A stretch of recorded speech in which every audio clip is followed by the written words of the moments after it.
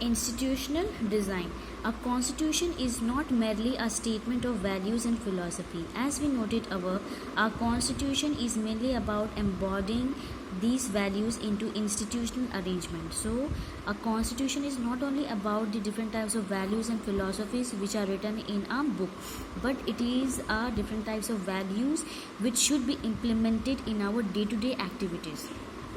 Much of the document called Constitution of India is about this arrangement. It is a very long and detailed document. So our Indian Constitution is very long and detailed document. Therefore, it needs to be amended quite regularly to keep it updated. So there are different types of rules and regulation, different types of laws which are mentioned in the Indian Constitution. So it have to be changed, or you can say amended regularly, so that it should be keep updated according to the needs and requirement of the people. Those who crafted the Indian Constitution felt that it has to be in accordance with people's aspiration and changes in society. So whoever were involved while drafting the Indian Constitution, they have made these rules and regulation according to the people's aspiration, and they have used the word amended so that they can change the law according to the society. They did not see it as a sacred, static and unalterable law. So while making the Indian Constitution, they have already you can say keep in mind that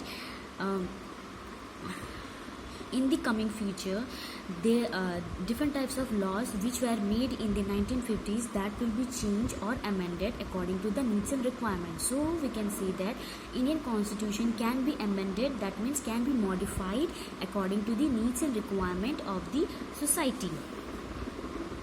They did not so they made provision to incorporate changes from time to time. These changes are called constitutional amendments. So in order to change any law, or you can say modify it, this process is known as constitutional amendment. The Constitution described the institutional arrangement in a very legal language.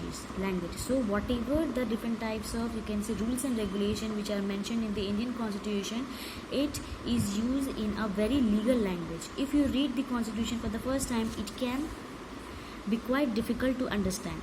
Yet the basic institutional design is not very difficult to understand. Like any constitution, the Indian Constitution lay down a procedure for choosing person to govern the country.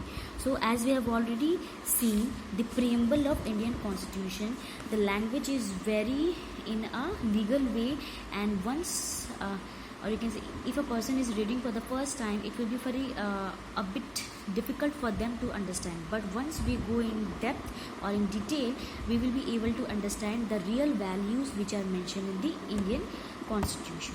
So hence we can say that the Indian Constitution, the language is very legal, and they are made according to the needs and requirement of the society.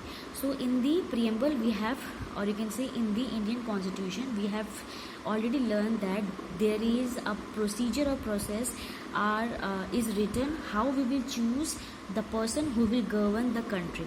That means the Prime Minister.